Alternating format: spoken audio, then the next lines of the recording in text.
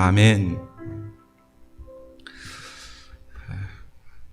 우리는 지난주에 바리새인들이 예수님께 나와서 하늘로부터 오는 표적을 구했습니다. 그런데 예수님께서는 그들의 그 요구를 거절하시고 제자들과 함께 배를 타시고 건너편으로 가셨다라는 그런 내용을 우리가 함께 살펴보았습니다. 오늘 본문은 건너편으로 가시는 도중 그 배 안에서 예수님과 제자들 사이에서 일어난 사건입니다. 14절이 이제 배경이 시작이 되고 있는데 14절을 보십시오. 제자들이 떡 가져오기를 잊었음에 배에 떡 한 개밖에 그들에게 없더라. 앞부분에서 우리 마가복음은 뭐 그렇게 길게 기록하고 있지는 않습니다. 물론 마태복음도 그렇습니다. 어쩌면 예수님께서 바리새인들이 네가 정말 하나님이 보내신 메시아이면 지금까지 보여준 그 표적들보다 더 어떻게 보면 더 크고 더 놀랍고 더 우리가 믿을 만한 하늘로부터 오는 표적을 보여달라. 예수님은 이 바리새인들과 논쟁 이후에 거절하시고 아마 급하게 배를 타시고 떠나셨던 것 같습니다. 그래서 그런지 모르지만 제자들이 먹을 음식을 제대로 준비하지 않았던 것 같아요. 그래서 배에 오르고 나니까 그때가 시간이 어느 정도 됐을지는 모르지만 아마 밥을 먹어야 할 그런 시간이 되었는지 모르겠습니다. 그런데 보니까 배에 떡 한 개밖에 없는 것입니다. 그래서 아마도 제자들은 그것에 대해서 서로 염려하고 걱정하고 그렇게 하지 않았나 이렇게 생각해 볼 수 있습니다. 그런데 그때 예수님이 15절에서 갑자기 바리새인들의 누룩과 헤롯의 누룩에 대해서 말씀하십니다. 15절 보십시오. 예수께서 경고하여 이르시되 삼가 바리새인들의 누룩과 헤롯의 누룩을 주의하라 하시니, 제자들은 지금 떡 하나밖에 없는 것을 보고 걱정하고 염려하고 있는데 예수님이 갑자기 누룩 이야기를 하는 거예요. 바리새인들의 누룩과 헤롯의 누룩을 주의하라. 여러분, 이것은 어떤 의미이겠습니까? 지금 예수님께서 배 안에 떡이 없는 것을 알고 하시는 얘기일까? 아니면 예수님 지금 어떤 의도로 이 말씀을 하고 있을까? 저는 예수님께서 배 안에 지금 떡이 하나밖에 없다라는 것을 알고 있었을 것입니다. 어떤 배를 탔는지는 모르겠지만 훤히 다 보이지 않았겠어요, 그죠?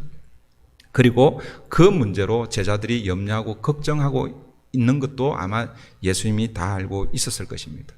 그런데 예수님께서 바리새인들과 헤롯의 누룩을 주의하라라고 그렇게 경고하실 때에는 너희들이 육신의 떡 그 문제를 염려하지 말고 보이지 않는 영적인 떡 그 문제를 주의하라.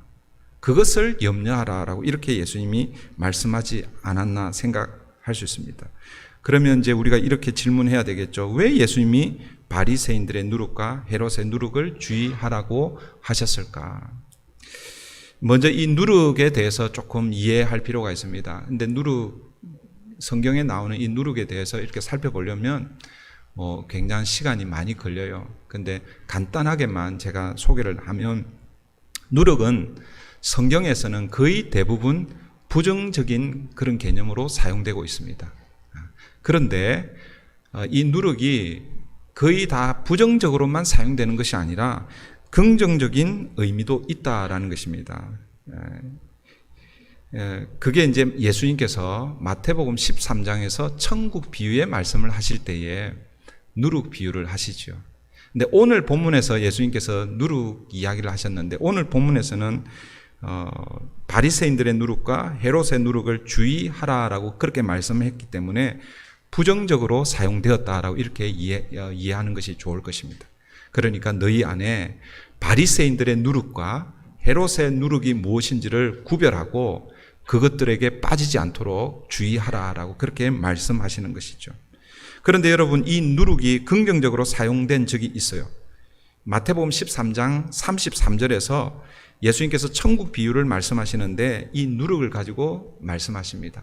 이 누룩 비유를 하시기 전에 그 앞에 겨자씨 비유를 말씀하시거든요. 이 겨자씨와 누룩은 사실은 눈에 보이지 않고 사람들이 보기에는 아주 미미한 것입니다. 그런데 하나님의 나라를 거기에 비유하고 있는 것이에요. 그러니까 겨자씨는 하나님의 나라가 어떻게 외형적으로 성장하는지를 보여주는 비유의 말씀이라고 하면, 누룩은 내적으로 하나님의 나라가 어떻게 변화되고 어떻게 새롭게 되는지를 보여주는 그런 비유의 말씀이다라고 할 수 있습니다. 나중에 이제 우리 마태복음을 강의할 때 또 이런 부분을 자세하게 다루기로 하고, 예수님께서 이 누룩을 비유하실 때에 하나님 나라와 관계해서 그렇게 비유를 말씀해 주셨는데, 저는 오늘 본문에서도 예수님께서 이 누룩을 언급하실 때 이 누룩은 하나님 나라와 관계해서 이해해야 한다라고 이렇게 믿습니다. 왜냐하면 마가복음의 처음 시작, 마가복음 1장 1절이죠. 마가복음 1장 1절이 어떻게 시작됐냐면 하나님의 아들 예수 그리스도의 복음의 시작이라 이렇게 시작됩니다. 다시요. 하나님의 아들 예수 그리스도의 복음의 시작이라. 그러니까 이것은 지금 마가복음을 기록하고 있는 이 마가가 무엇을 중점으로 이 마가복음을 기록하려고 하는지를 보여주고 있는 거예요. 한마디로 하면 복음을 소개하려고 하는 것이죠. 그런데 그 복음이 누구라는 것이에요? 예수 그리스도라는 것이죠. 그런데 그분이 어떤 분이십니까? 하나님의 아들이라는 것이죠. 이 복음을 소개하는데 그분이 예수 그리스도고 그분이 하나님의 아들이신데, 그런데 이 복음을 가지고 이 땅에 오시는 그 주님께서 어떤 일을 하시는가? 제가 이 마가복음 1장 15절은 여러분들이 암송을 하면 제일 좋고, 암송을 못 하더라도 예수님께서 세례를 받으시고 40일 그 광야의 시험을 거치고 나서 이제 공식적으로 공생의 사역을 시작하시면서 제일 먼저 선포하신 하나님의 말씀입니다. 그 하나님의 말씀이 뭐냐면 뭐예요? 이르시되 때가 찼고 하나님 나라가 가까웠으니 회개하고 복음을 믿으라. 그러니까 예수님이 공생의 사역을 시작하시면서 선포하신 첫 번째, 그리고 그 첫 번째이기도 하지만 그리고 뭐예요? 그게 전부라고 할 수 있습니다. 무엇입니까? 바로 하나님의 나라라는 것이죠. 예수님께서 이 땅에 복음으로 오셨는데 복음으로 오신 이유가 무엇이냐면 하나님의 나라를 선포하시고 하나님 나라를 이루시기 위해서 오셨다라는 것입니다. 그런 관점에서 예수님께서 누룩을 하나님의 나라에 비유해서 말씀하셨고, 오늘 본문에서 이 바리새인들의 누룩과 헤롯의 누룩을 주의하라라고 하신 것은 이제 예수님 혼자 하나님 나라를 이루시는 것이 아니라 예수님은 제자들과 함께 하나님 나라를 이루시기를 원하셨습니다. 그래서 12 제자를 세우시고 그들과 함께 3년 동안 제자들을 훈련시키고 있는 것이죠. 오늘 본문도 어떤 의미에서는 하나님의 나라를 함께 이루어갈 이 제자들을 훈련시키고 있습니다. 그런데 오늘 중요하게 말씀하시는 것은 이 하나님의 나라는, 누룩에 비유되고 있는 이 하나님의 나라는 바리새인들의 누룩, 헤롯의 누룩은 섞이면 안 된다라는 것입니다. 그것을 잘 주의해서 그것을 골라내야 된다라는 것을 지금 예수님께서 제자들에게 교육하고 있다라는 것이죠.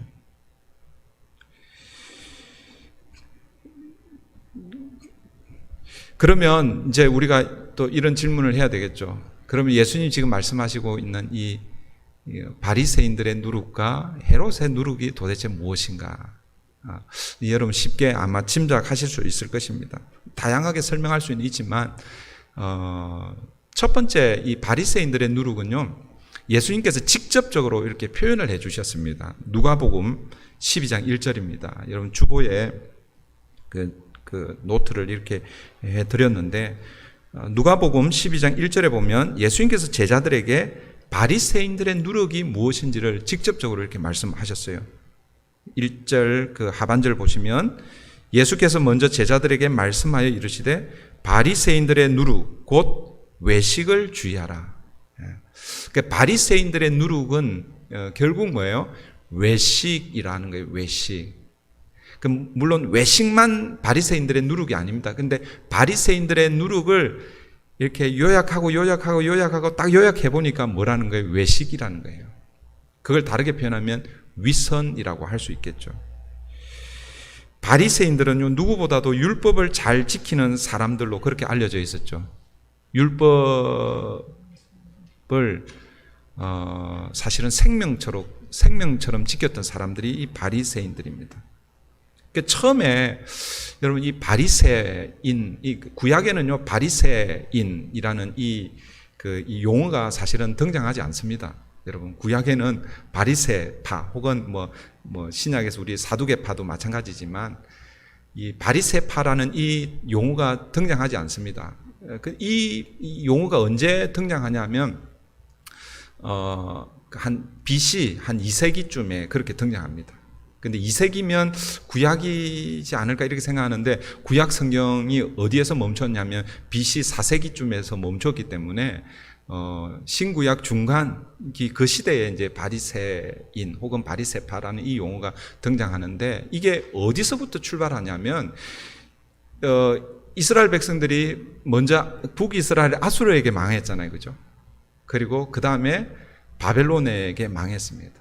바벨론의 포로로 잡혀갔습니다. 포로로 잡혀간 이 이스라엘 백성들이 이제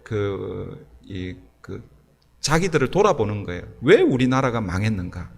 그 결론이 뭐냐면 하나님께서 모세를 통해서 주신 율법, 하나님의 말씀이 있는데 이 말씀을 제대로 지키지 않아서 우리 이 이스라엘, 이 하나님의 나라로 대변되는 이 이스라엘 나라가 망했다라는 거예요. 그런데 하나님께서 은혜를 베풀어 주셔서 포로가 된 지 70년 후에 다시 예루살렘으로 돌아오게 되죠. 예루살렘으로 돌아온 그 사람들이 이제는 우리 두 번 다시 이런 일을 경험하면 안 되겠다. 그렇게 해서 율법을 다시 연구하기 시작합니다. 그래서 에스라 학자를 통해서 그 수문 앞 광장에 모여갖고 느헤미야가 초청해서 느헤미야에 보면은 하나님의 말씀, 율법을 강해하고 선포하고 그렇게 하는 그런 일들이 일어나고 있죠. 그리고 그들이 이제 율법을 지키기 시작합니다. 그래서 여러분 이 바리새파 사람들, 이 바리새파 운동 이것은요 사실 굉장히 처음에는 좋은 그런 목적을 가지고 시작된 운동입니다. 우리 선조들, 우리 조상들이 하나님의 율법, 하나님께서 말씀하신 이 모세를 통해서 주신 이 율법의 말씀을 제대로 지키지 않았기 때문에 우리가 망했다. 그래서 우리는 이 말씀을 제대로 지키자. 그렇게 해서 시작된 게 이제 계속해서 이어져서 신약에는 이제 바리새파로 이게 형성이 되었었고 예수님 시대에 바리새인들이 약 한 6천 명 정도 되었다고 합니다. 근데 그 시간이 흘러가면서 문제가 생겼는데 그 문제가 뭐냐면 율법을 지키려고 하는 이 운동은 좋은데 그런데 율법의 조항에 너무 이렇게 매여버린 거예요. 율법의 조항, 문자 하나하나 다르게 표현하면 형식에 너무 매여버리는 거예요. 율법을 주신 이유, 목적, 율법의 정신 이런 것은 다 잊어버리고 그냥 율법 하나하나 지키느냐 못 지키느냐 여기에 매여서 율법을 지키면 너는 의롭다. 율법을 안 지키면 너는 부정하다. 이렇게 판단해 버리는 거예요. 그리고 율법을 뭐예요? 자기의 의를 드러내는 도구로 사용하게 되었다라는 것이죠. 예수님께서 이러한 바리새인들의 특징을 아주 정확하게 지적한 곳이 있는데 그게 마태복음 23장입니다. 그 23장에 화 있을진저 외식하는 자들아 이렇게 말씀하시면서 23장 23절에 보시면 이렇게 예수님께서 그 바리새인들을 지적하는데 이렇게 말씀합니다. 화 있을진저 외식하는 서기관들과 바리새인들이여. 제가 지난번에도 말씀드렸죠. 서기관들과 바리새인들 이렇게 구분을 하는데 서기관들은 다 바리새파 출신들입니다. 바리새인들 중에서 율법을 더 열심히 연구하고 공부하고 오늘로 하면 박사 학위를 받은 이런 사람들을 서기관들이라 이렇게 표현합니다. 서기관들과 바리새인들이여 너희가 박하와 회향과 근체의 11조를 들이되 율법에 더 중한 바 정의와 긍휼과 믿음은 버렸도다. 그러나 이것도 행하고 저것도 버리지 말아야 할지니라. 예수님께서 이 서기관들과 바리새인들을 책망하고 계시는데 그 책망하는 핵심이 무엇인가 하면 지금 예수님이 이 서기관들과 이 바리새인들이 열심히 11조를 하나님께 드리는 그것 자체를 책망하는 것이 아닙니다. 11조는 이 예수님 당시에도 반드시 해야 되는 그런 것들이었죠. 그런데 여러분, 예수님이 지금 지적하고 있는 것은 11조라고 하는 이 율법의 형식은 이들이 잘 지키고 있다라는 거예요. 어떻게 11조를 해야 되는지 그것은 문자대로 지금 잘 하고 있다라는 거예요. 그런데 11조의 정신은 잊어버렸다. 그 11조의 정신, 아까 여기 나온 대로 뭐예요? 정의와 긍휼과 믿음은 버렸도다. 이렇게 말씀하고 있는 거예요. 여러분, 박하와 회향과 근체의 11조가 뭔가 하면 이걸 이제 오늘 우리에게 이렇게 쉽게 좀 적용을 해보면 이런 것들이 어떤 것들인가 하면 혹시 여러분 그 집에 뭐 그 상추 같은 거 심죠, 그죠? 상추, 고추, 뭐 또 뭐 과일나무 뭐 그런 거 있을 거 아니에요, 그죠? 토마토, 방울토마토 뭐 이런 거 있을 거예요, 그죠? 뭐 그런 분들은 없겠지만 그거 혹시 이렇게 수확을 해가지고 마켓에 파시는 분도 혹시 있으신가요? 네, 그런 분들은 없죠. 이렇게 나누어 주기도 하고 뭐 그렇게 하잖아요, 그죠? 그런데 만약 예를 들어서 그것을 마켓에 팔았다고 해봅시다. 그게 뭐 수입이 얼마나 되겠습니까?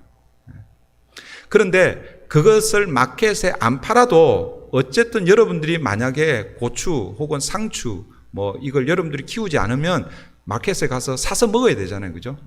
그러니까 지금 그 바리새인들은요, 그것을 다 계산하는 거예요. 내가 팔면 이게 얼마 정도 나오는지. 그걸 계산을 해가지고 뭐예요? 거기서도 11조를 드린다는 거예요. 그러니까 11조를 얼마나 철저하게 드리는지를 지금 바리새인들이 보여주고 있는 것이죠. 그런데 문제는 뭐냐면 그렇게 형식적으로 문자적으로 이 율법을 11조에 관한 우리 앞에서는 고르반이라는 그 장로들의 전통을 가지고 그 율법을 그 문자로 지키고 있다라는 그런 내용도 나누었잖아요, 그죠? 어쨌든 그거하고 맥이 같습니다. 그러니까 문자로는 철저하게 지키고 있는데 문제는 뭐냐면 형식보다 문자보다 외형보다 더 중요한 그것이 가지고 있는 그 의미들을 버렸다라는 것입니다. 그러니까 율법의 형식은 잘 지키고 있는데 정작 기억하고 그것을 삶으로 녹아내어야 하는 그 율법의 정신을 버린 것이죠. 이것이 바리새인들의 외식, 위선의 문제였다는 것입니다. 예수님이 이것을 주의하라라고 그렇게 말씀하고 있습니다. 여러분, 이것은 오늘 우리에게도 동일하게 적용될 수가 있습니다. 나는 바리새인이 아니야. 아니에요. 우리는 다 바리새인들입니다. 두 번째 헤롯의 누룩은 무엇입니까? 예수님 당시 헤롯, 그러니까 지금 예수님이 공생의 사역을 하고 있는 이때 이 헤롯은 로마로부터 임명을 받아 갈릴리 지역을 다스리는 분봉왕이었습니다. 그러니까 예수님이 태어났을 때의 헤롯이 있죠. 그 헤롯을 통상 헤롯 대왕이라고 이렇게 부릅니다.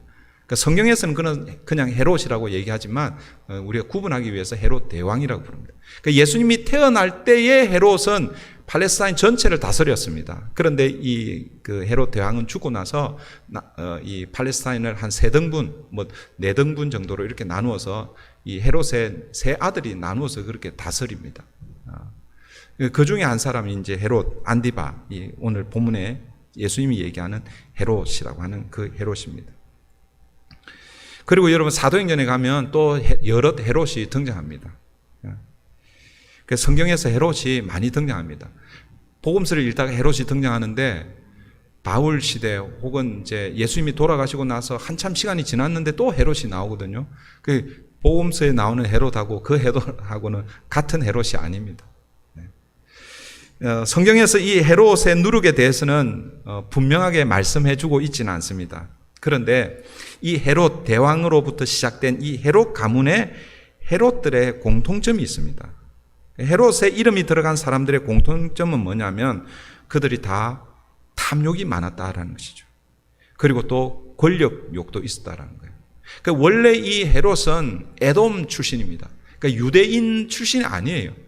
그런데 뭐예요? 권력욕, 이 탐욕이 있어가지고 로마에 빌붙어서 그 뇌물을 바치거나 뭐 하여튼 그렇게 해서 뭐예요? 이 팔레스타인을 다스리게 된 것이죠. 그래서 이 헤롯은요, 이 오늘 본문의 헤롯뿐만 아니라 이들은 백성들에게 이 예를 들어서 법으로 규정되어 있는 것보다도 훨씬 더 많은 세금을 부과해서 그 상당히 많은 것을 자기 배를 채우고 그 다음에 뭐예요? 로마에 바치고 그 일에 앞장을 섰던 사람들이 누구였습니까? 세리들이잖아요. 세리들이. 그렇게 해서 사실은 이 헤롯의 누룩은 결국은 뭐냐면 인간의 탐욕 그리고 뭐예요? 권력 뭐 이런 것입니다. 그래서 헤롯은 세상적인 권력을 가지고 뭐예요? 이스라엘을 다스리려고 했던 그룹이라고 한다면 바리새인들은 율법이라는 것, 종교적인 힘을 가지고 하나님의 나라를 이루려고 했던 그런 그룹이라는 것이죠. 근데 예수님도 이 땅에 오셔서 이루시려고 하시는 것이 무엇이냐면 바로 하나님의 나라라는 거예요. 그런데 예수님이 이루시려고 하는 하나님의 나라는 바리새인들이 그리고 헤롯이 가지고 있는 그런 것으로 하나님 나라를 이루는 것이 아니라라는 것이죠. 그래서 예수님은 바리새인들의 누룩과 헤롯의 누룩을 주의하라 그렇게 말씀하신 것입니다.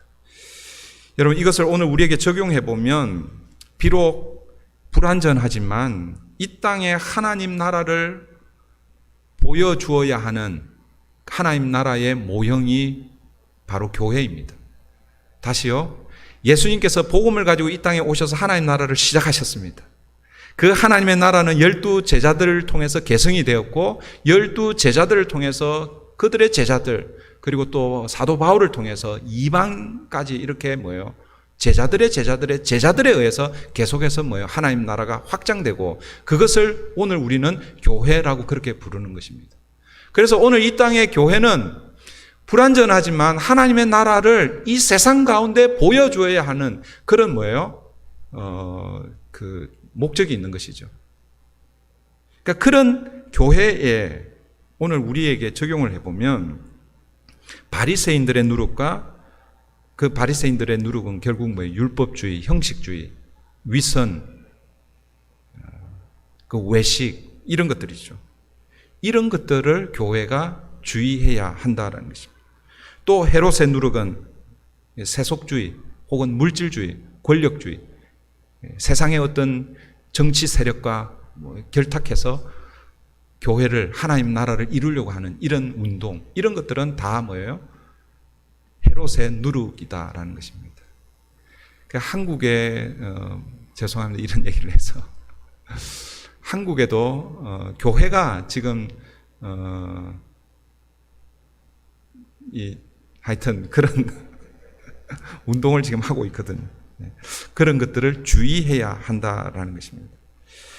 그런데 예수님께서 지금 이 바리새인들의 누룩과 헤롯의 누룩을 주의하라라고 이렇게 말씀하고 있는데 제자들은 지금 이 예수님의 말씀을 알아듣고 있어요? 못 알아듣고 있습니까? 못 알아듣고 있다라는 거예요. 16절 한번 보시면 16절 제자들이 서로 수군거리기를 이는 우리에게 떡이 없음이로다 하거늘. 제자들은 지금 예수님께서 바리새인들의 누룩과 헤롯의 누룩을 주의하라라고 이렇게 말씀하시는데 제자들은 자신들이 챙겨오지 않은 오늘 이 본문 그 전에 바리새인들과 논쟁 이전에 어떤 일이 있었습니까? 칠병이어로 4,000명을 먹이신 그 일이 있었잖아요. 그때 먹고 남은 떡 강주리가 7강주리입니다. 그때 제가 바구니하고 강주리하고 그 규격이 틀리다고 그랬죠. 엄청나게 많이 남았습니다. 그런데 아무도 그걸 가져오지 않은 거예요. 근데 누가 가져왔는지 모르겠어요. 나중에 먹으려고 호주머니에 넣어놓고 가져오려고 그렇게 의도해서 가져온 건 아닌 것 같아요. 만약에 가져오려고 의도를 했으면요, 더 많이 가져왔을 거 아니에요. 그죠? 아마 나누어 주다가 호주머니나 아니면 어디에 끼었다가 나중에 이렇게 보니까 있는 거예요. 이 제자들은요, 자신들이 챙겨오지 않은 떡에 대해서 예수님 말씀하시는 줄 알고 있었던 거예요. 그래서 우리에게 떡이 없는데 어떡하지? 이렇게 수군거리고 있는 것입니다. 그런데 여러분, 예수님은 지금 제자들이 가져오지 않은 이 떡에 대해서 이야기하고 있지 않다라는 것, 그걸 모르고 있는 거예요. 그리고 17절, 18절을 보시면 다시 예수님께서 내가 너희들이 가져오지 않은 그 떡을 얘기하는 게 아니다라고 이렇게 말씀하고 있습니다. 17절, 18절 보십시오. 예수께서 아시고 이르시되 너희가 어찌 떡이 없으므로 수군거리느냐? 아직도 알지 못하며 깨닫지 못하느냐? 너희 마음이 둔하냐? 너희가 눈이 있어도 보지 못하며 귀가 있어도 듣지 못하느냐? 또 기억하지 못하느냐? 예수님께서 제자들에게 아직도 알지 못하고 아직도 깨닫지 못하느냐? 왜 이렇게 마음이 둔하냐라고 말씀하시면서 18절 말씀은 예레미야 선지자가 예레미야 선지자의 말을 인용해서 말씀하시는데, 여러분 눈이 있어도 보지 못하고 귀가 있어도 듣지 못하고 이사야에서도 이 말씀이 나오는데 이 말씀은 예레미야의 말씀을 인용을 했습니다. 여러분, 예레미야 선지자가 이스라엘의 멸망, 남유다의 멸망을 예언했잖아요. 그죠? 애굽을 의지하지 말라. 하나님께서 바벨론 손에 이 남유다를 맡기셨다. 항복하는 것이 하나님의 뜻이다. 그렇게 하면서 이 말씀을 외쳤습니다. 근데 예레미야 선지자가 하나님의 말씀을 이렇게 외치고 외쳐도 그렇게 하지 않죠. 오히려 예레미야를 잡아가지고 웅덩이에 빠뜨리고 벌거벗기고 매를 가고 그렇게 했습니다. 그러니까 하나님의 말씀을 외치고 외쳐도 보지도 않고 듣지도 않는 이 이스라엘 백성들을 향해서 예레미야 선지자가 너희가 눈이 있어도 보지 못하고 귀가 있어도 듣지 못하는구나, 이렇게 한탄하면서 하신 말씀입니다. 그런데 여러분, 예수님께서 이 예레미야의 이 말씀을 인용하면서 누구에게 연결시키고 있냐라는 것입니다. 우리는 보통 바리새인들이나 혹은 제자들 외에 다른 유대인들을 가리킨다 이렇게 생각할 수 있는데, 오늘 본문에서는요, 지금 바리새인들과 연결시키는 것이 아니라 제자들에게 연결시키고 있다라는 것입니다. 이 말씀을 하시는 예수님의 마음을 여러분 이해하시겠습니까? 너희들이 지금까지 나를 2년 이상이나 따라다니며 제자로 세움을 받았는데 너희들이 아직도 깨닫지 못하느냐? 너희들의 영적 상태는 지금 현재 구약 이스라엘, 그 패역한 이스라엘 백성들, 진리의 말씀이 선포돼도 끊임없이 외면하고 거절하고 전혀 하나님의 말씀에 반응하지 않은 그 완고한 이스라엘 백성들과 다를 것이 없구나. 그렇게 예수님은 제자들에게 한탄하면서 말씀하시는 말씀이 바로 오늘 이 말씀이라는 것이죠. 너희가 눈이 있어도 보지 못하고 귀가 있어도 듣지 못하느냐, 또 기억하지 못하느냐. 제자들이 여러분 누구를 보아야 했습니까? 무엇을 들어야 했습니까? 또 무엇을 기억해야 했습니까? 바로 오병이어와 칠병이어로 수천 명을 먹이신 예수님을 보아야 했고, 그 예수님께서 하나님 나라 말씀을 선포하실 때 그 말씀을 들어야 했습니다. 그리고 여러분, 불과 얼마 전에 일으키셨던 이 칠병이어, 이 사건, 이 기적, 이런 것들을 기억하고 있어야 되는 거죠. 제자들이 기억하지 못했다는 건 아닙니다. 제자들이 아마 육신의 눈으로 예수님을 바라보고 있었죠. 육신의 귀로 예수님 말씀하시는 거 다 듣고 있었습니다. 어쩌면 얼마 전에 일으키셨던 이 칠병이어 다 기억하고 있었을 것입니다. 그런데 예수님이 눈이 있어도 보지 못하고 귀가 있어도 듣지 못하고 왜 기억하지 못하느냐, 이렇게 말씀하신 것은 아직도 제자들이 영적 눈이 떠여지지 않았다라는 것을 우리에게 보여주고 있습니다. 그러니까 이 제자들의 상태를 이제 우리가 다음 주에 살펴보게 될 텐데, 베세다의 맹인을 고쳐주는 사건, 그 부분은 이제 다음 주에 연결해서 이제 보겠습니다. 여러분, 이 제자들, 눈이 있어도 보지 못하고 귀가 있어도 듣지 못하고 그리고 기억하지 못하는 이 제자들에게 그들의 기억을 상기시키기 위해서 19절 20절에서 오병이어와 칠병이어 사건을 예수님이 제자들에게 말씀해 주고 있습니다. 19절 20절 보십시오. 내가 떡 5개를 5,000명에게 떼어줄 때에 조각 몇 바구니를 거두었더냐? 이렇게 질문합니다. 그러니까 제자들이 대답합니다. 이르되 12이니이다. 20절은 7병이어에 관한 내용이죠. 또 7개를 4,000명에게 떼어줄 때에 조각 몇 강주리를 거두었더냐? 이르되 7이니이다. 예수님이 제자들에게 이 5병이어와 7병이어 기적을 생각나게 해주고 있습니다. 그리고 제자들은 이 말을 들으면서 뭐예요? 정확하게 지금 대답하고 있죠. 그런데 여러분, 오늘 본문의 이제 마지막 결론이 뭐냐면 21절입니다. 21절 보십시오.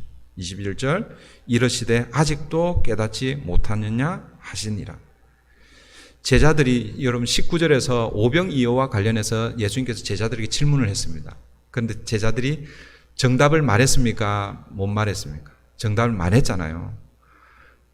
오병이어로 5,000명을 먹이고 몇 바구니를 남겼느냐? 12입니다. 맞아요, 틀려요? 맞잖아요.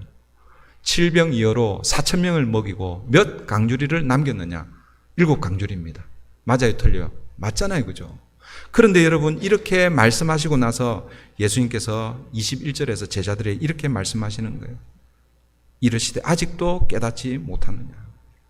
여러분, 제자들이 대답을 잘했는데 왜 예수님은 이렇게 반응하고 있습니까? 아직도 깨닫지 못하느냐?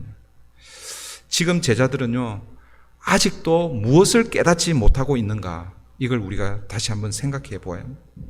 예수님께서 이 말씀을 하시기 전에 19절, 20절, 그러니까 21절 말씀, 아직도 깨닫지 못하는 이 말씀을 하시기 전에 5병이여 7병이여 이 말씀을 하고 계신 것은 그것을 통해서 다시 한번 기회를 주는 거예요. 내가 누구인지, 예수님이 누구인지를 깨달으라고 그렇게 지금 말씀하고 있는 것이거든요. 지금 예수님이 제자들하고 뭐 산수, 계산, 이 수학 계산하려고 하는 거 아니에요, 지금. 그거 지금 확인하려고 지금 하는 게 아니란 말이에요. 무엇을 확인하기 위해서 지금 이 질문을 하고 있습니까? 5병이여 기억하느냐? 7병이여 기억하느냐? 그것을 누구를 통해서 행했느냐? 그걸 좀 기억하라라는 것이죠. 그런데 예수님과 대화를 끝내고 나서 제자들이 깨닫지 못했다라는 것을 지금 예수님의 입으로 지금 고백하고 있는 것이죠. 아직도 깨닫지 못하느냐. 예수님께서 말씀하신 이 깨닫다라는 이 단어는 헬라어로 시니에테라는 단어입니다. 그 시니에테라는 이 단어 기억을 할 필요는 없는데 그래도 중요한 단어이기 때문에 제가 설명을 드립니다.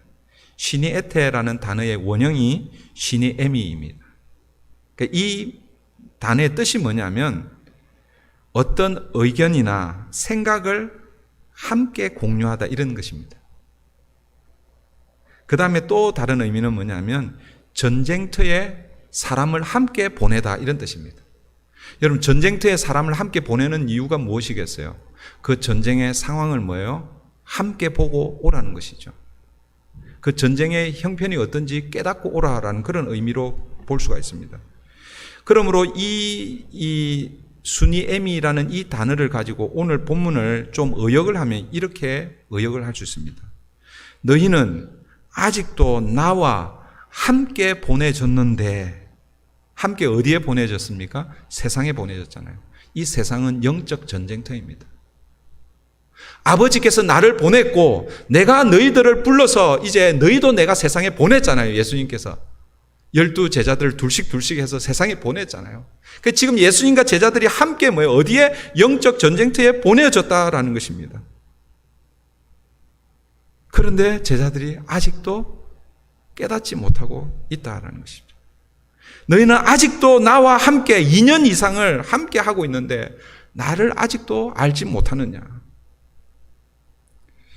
오늘 본문에 의하면 배 안에 떡이 몇 개 있었습니까? 아니, 떡이 있었습니까? 없었습니까? 있었잖아요. 그죠? 14절 한번 볼까요? 14절 보시면 제자들이 떡 가져오기를 잊었음에 배에 떡 1개밖에 그들에게 없었더라. 배에 떡이 있습니까? 없습니까? 있어요. 그죠? 1개 있어요. 그죠? 그런데 제자들의 눈에는 이것이 떡으로 보이지 않는 거예요. 아니, 14절에는 떡 1개가 있다라고 얘기했는데 제자들의 눈에는 그게 떡으로 보이지 않습니다. 16절 안 볼까요? 16절 보십시오. 제자들이 서로 수군거리기를 이는 우리에게 떡이 없음이로다 하거늘. 아니 14절에서는 분명히 떡이 한 개가 있잖아요. 그죠? 그런데 16절에서는 떡이 없음이로다 이렇게 얘기하고 있는 거예요. 분명히 떡이 있는데 제자들의 눈에는 그 떡이 보이지 않는 것입니다. 배 안에 있는 이 한 개의 떡, 누구를 상징할까요? 예수 그리스도를 상징하는 것입니다. 바로 생명의 떡이신 예수님을 상징하고 있는 것이죠. 요한복음 6장 51절은 이렇게 말씀합니다. 나는 하늘에서 내려온 살아있는 떡이니 사람이 이 떡을 먹으면 영생하리라. 내가 줄 떡은 곧 세상의 생명을 위한 내 살이니라. 예수님은 지금 오병이어, 이 요한복음 6장은 오병이어 사건 이후에 그 사건이 가지고 있는 의미를 설명하면서 예수님 자신을 하늘에서 내려온 산, 생명, 살아있는 떡, 생명의 떡이다라고 이렇게 말씀하고 있는 거예요. 그리고 그 떡은 결국 뭐라는 거예요? 내 살이다라고 얘기하는 거예요. 지금 예수님께서요, 간접적으로 이 오병이어 이 사건을 통해서 무슨 표적을 보여주고 있습니까? 하늘로부터 오는 표적을 보여주고 있는 거예요. 그리고 하늘로부터 오는 표적인데 결국은 그게 뭐예요? 예수님의 살로 그렇게 말씀하고, 그게 결국은 뭐예요? 요나의 표적이고 십자가의 표적이라는 것이죠. 예수님은 하늘에서 내려온 생명의 떡이시기 때문에, 예수님이 생명의 떡이시기 때문에 오병이어를 가지고 뭐예요? 5,000명을 먹이실 수 있는 거예요. 예수님이 생명의 떡이시기 때문에 7병이어로 4,000명을 먹일 수 있는 것입니다. 그런데 제자들은 예수님과 2년 동안 순이에미, 이 단어 기억 안 해도 좋은데 순이에미 뭐라고요? 함께 보내진 거예요. 어디로 보내졌어요? 세상에 보내졌어요. 예수님은 하나님으로부터 보내졌고 제자들은 예수님을 통해서 보내졌습니다. 그래서 3년 동안 함께 있도록 그렇게 하나님의 나라를 위해서 훈련하고 있다라는 것이죠. 영적 전쟁터에 그렇게 보내졌는데, 그런데 제자들은 생명의 떡이신 이 예수님을 알아보지 못하고 깨닫지 못하고 있다는 것입니다. 이제 말씀을 맺습니다. 사랑하는 성도 여러분, 저와 여러분들은 어떻습니까? 우리는 예수님의 제자들보다 낫다라고 그렇게 말할 수 있을까요? 우리는 예수님을 바르게 이해하고 있습니까? 예수 그리스도가 우리를 살려내는 유일한 생명의 떡이다, 그렇게 믿습니까? 여러분, 그렇게 믿는다면 바리새인들처럼 바리새인들의 그 누룩을 따라가서는 안 된다라는 거예요. 예수 그리스도가 유일한, 우리를 살리는 유일한 생명의 떡이라면 뭐예요? 그 유일한 생명의 떡이신 그 주님의 말씀을 붙들고 이 땅을 사는 거예요. 그런데 우리의 삶은 어떤가라는 걸 돌아봐야 돼요. 여러분, 이 예배는요, 하나의 좋은 모델이 될 수 있습니다. 예배의 자리에서는 뭐예요? 바리새인들처럼 율법을 지키는 것처럼 주일 성수를 하고 찬양도 하고 기도도 하고 말씀도 듣고 헌금도 하고 또 끝나고 나면 봉사도 하고, 그 율법에서 이야기하는 것처럼 우리가 다 하는 것처럼 보일 수 있습니다. 그런데 예배가 끝이 나고 여러분 각자의 삶의 자리로 돌아가면 그때는 어떤가라는 거예요. 이 바리새인들의 모습 우리에게 있지는 않은가? 여러분의 식구들이 잘 알겠죠? 제가 지금 이렇게 얘기하지만 저를 잘 알고 있는 사람이 그래, 잘한다.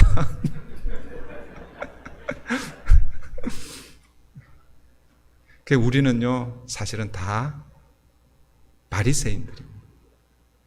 예수님께서 제자들을 향해서 뭐라고 얘기하셨냐면, 너희들이 바리새인들의 의보다 더 어렵지 않으면 하나님 나라 이르지 못한다, 이렇게 얘기하셨는데, 그러면 우리가 바리새인들보다 더 열심히, 그런 차원의 그런 의미가 아니죠.